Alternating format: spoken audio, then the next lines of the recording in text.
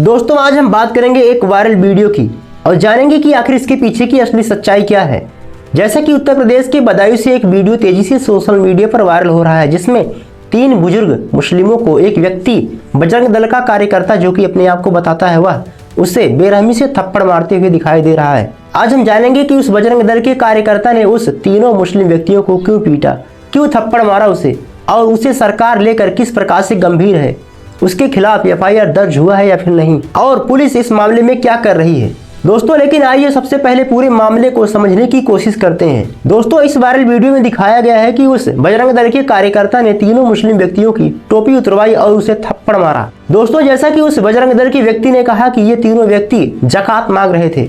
बहरहाल दोस्तों इसे हम डिटेल में समझेंगे कि आखिर ज़कात क्या होता है। हालांकि इस मामले को लेकर पुलिस ने एफआईआर दर्ज कर लिया है और आरोपी को गिरफ्तार भी कर लिया है। दोस्तों जैसा कि आईपीसी यानी कि इंडियन पिनल कोड की धारा 323 यह कहती है कि अगर कोई व्यक्ति साधारण मारपीट करता है और मारपीट के लिए उकसावा देता है तो उसे 1 साल तक की सजा या फिर जुर्माना या फिर दोनों का प्रावधान है। दोस्तों वहीं दूसरी तरफ आईपीसी की धारा 295A यह कहता है कि अगर किसी व्यक्ति की धार्मिक भावनाएं आहत की गई हो तो यह सजा 3 साल तक या फिर जुर्माने का प्रावधान दोनों हो सकता है। जैसा कि इस वायरल वीडियो में यह दिखाया गया है कि किस प्रकार से बजरंग दल के कार्यकर्ता ने इन तीनों मुस्लिम व्यक्तियों की टोपी उतरवाई और उसे थप्पड़ से मारा, जिसके कारण इस मामले में बजरंग दल के कार्यकर्ता द्वारा उन तीनों मुस्लिम व्यक्तियों की धार्मिक भावनाएं आहत हुई हैं।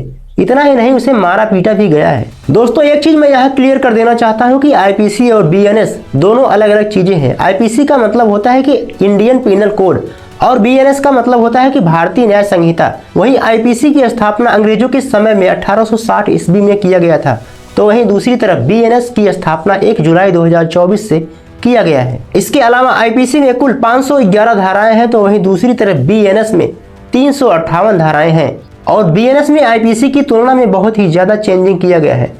बहरहाल दोस्तों आइए असली मुद्दे पर आते हैं और समझते हैं कि आखिर ज़कात का मतलब क्या होता है। दोस्तों इस्लाम धर्म में ज़कात को एक अनिवार्य सहायता राशि मानी जाती है और इसे अपनी कमाई का एक अनिवार्य हिस्सा देना जरूरी होता है। हालांकि ज़कात की पूरी कमाई को समाज में गरीबों के लिए आर्थिक मदद के रूप में बांटा जाता है। दोस्तों आइए इसे और आसान भाषा में समझने की कोशिश करते हैं। मान लेते हैं कि एक मुस्लिम व्यक्ति साल भर में 1 लाख रुपए कमाता है, तो इसका 2.5% हिस्सा ज़कात के रूप में दान देना अनिवार्य होता है। कहने का मतलब यह है कि अगर मुस्लिम व्यक्ति 1 लाख रुपए कमाता है तो उसका 2.5% हिस्सा 2500 रुपए होता है और इसे ज़कात के रूप में दान करना होता है और यह सहायता राशि गरीबों या फिर अनाथ लोगों में बांटा जाता है। इसके अलावा दोस्तों जिस प्रकार से बजरंग दल के कार्यकर्ता द्वारा तीनों मुस्लिम व्यक्तियों को थप्पड़ मारकर पीटा गया और उनकी टोपी उतारी गई, क्या यह भारत की एकता और अखंडता के लिए सही है?